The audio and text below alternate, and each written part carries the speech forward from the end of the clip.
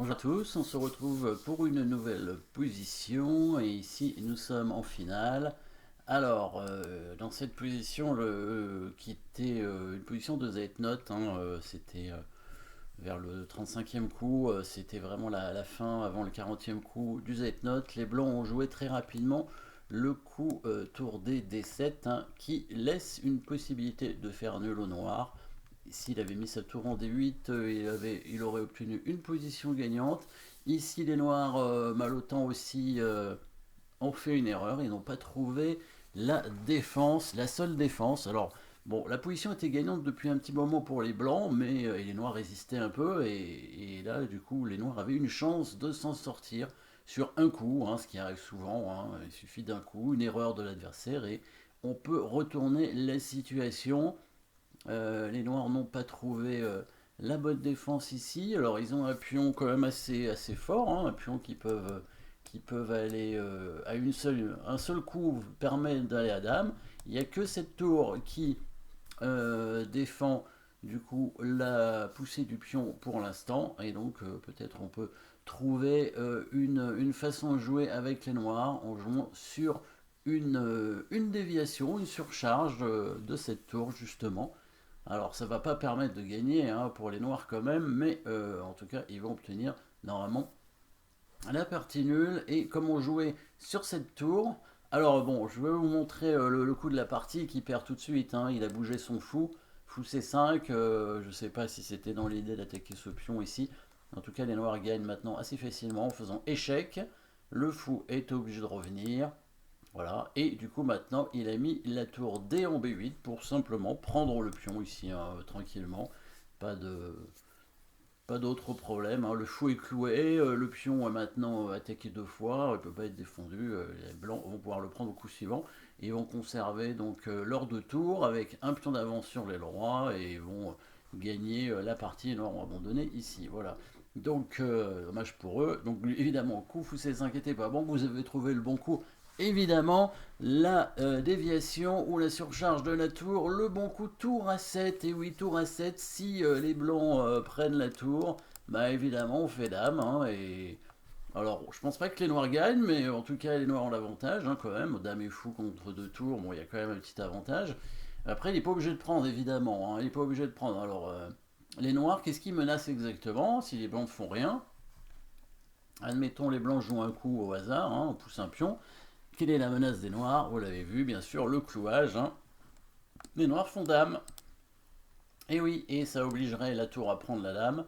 Et du coup, on prend sa tour, et là, les noirs ont une pièce de plus quand même, contre un pion, mais des bonnes chances de gain maintenant dans cette finale. Ce sont les noirs qui ont l'avantage. Donc ici, les blancs doivent être malins, probablement, pour éviter de perdre même. Ou peut-être pas de perdre, parce que s'ils prennent la tour, c'est pas sûr qu'ils perdent. Deux tours. Tous les pions sont du même côté, les blancs peuvent prendre un pion ici en H7 supplémentaire, donc c'est pas sûr qu'ils perdent. Mais même comme ça, finalement, ils peuvent éventuellement prendre le pion, et quand les noirs font dame, soit prendre la tour, soit même prendre la dame. Cette finale, c'est pas sûr qu'ils la perdent, parce qu'ils peuvent échanger peut-être, essayer d'échanger le dernier pion des noirs. Et dans ces cas-là, après, il faut encore qu'ils défendent la finale tour fou contre tour, qui est nulle, mais bon, on n'a pas envie de jouer ça avec les blancs de toute façon.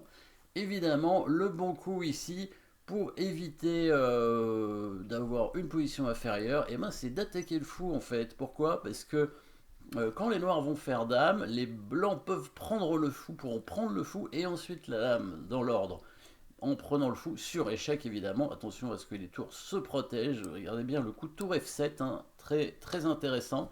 Si jamais les noirs font dame, voilà. Maintenant les blancs prennent le fou intermédiaire, échec. Le roi prend la tour et maintenant il prend la dame. Et ce sont les blancs qui restent avec un pion d'avance. C'est pareil, la finale est nulle, mais au moins ils ne sont pas moins bien. Donc ici, ce ne sont pas les blancs qui vont souffrir pour faire nul, mais plutôt les noirs, même si a priori c'est pas très compliqué de faire nul ici, avec deux pions sur le même côté contre trois, aucun pion passé. Mais les noirs évidemment sont pas obligés encore une fois d'aller à dame, ils peuvent jouer leur fou, euh, par exemple ici en H6, voilà, c'est la meilleure case a priori.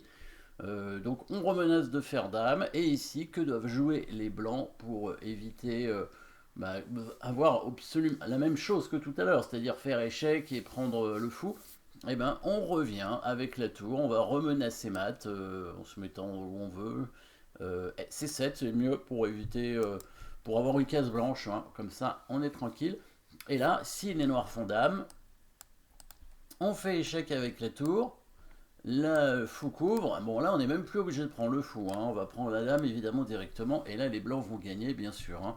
Donc, évidemment, les noirs ne vont pas faire dame. Ils vont simplement revenir avec leur fou pour protéger l'échec, remenacer la promotion dame pour gagner la tour. Et puis, les blancs, bah, ils vont refaire la même chose. Ils vont réattaquer le fou. Et il devrait y avoir une répétition de position. Donc, ça aurait dû être la fin de la partie. Alors à noter que cette partie avait aussi été jouée pendant la nuit, donc elle n'était pas finie à 2 heures du matin, hein. Pourtant on n'était pas si loin, hein, dans la partie, mais ils ont commencé tard la partie, apparemment ils ont commencé à 23 heures probablement, hein. Bah oui, si ça finit à 2 heures du matin, peut-être à 22 heures, parce que c'est vrai qu'à l'époque c'était eu 2h30 40 coups, donc il y a eu 5 heures de jeu, donc c'était, ouais, peut-être qu'ils ont commencé à 20 heures, hein, la partie, ça fait même un peu plus, non, 21 heures la partie, plus 5, ça fait 26, donc 2 heures du matin, c'est ça. Donc ils ont commencé plus tard, hein, parce que alors, le joueur avec les blancs c'était Rechevski, hein, et qui il voulait, c'était un samedi, et le samedi il voulait jouer ses parties le soir après le coucher du soleil, et bon, ça a été accepté, hein, par les joueurs apparemment qui jouaient contre lui le samedi. C'est sûr qu'à 2 heures du matin on est un petit peu plus fatigué, surtout que bah, c'était un tournoi où il y avait beaucoup de parties, c'était très long, et c'était certainement assez fatigant en tout cas. Bon, il a raté cette défense, mais voilà, petite défense intéressante à voir, hein, toujours un pion à une case de fer dame, toujours très dangereux, et ça peut sauver évidemment des parties, ce genre de pion. Merci d'avoir suivi cette position, n'oubliez pas de vous abonner, et à très bientôt.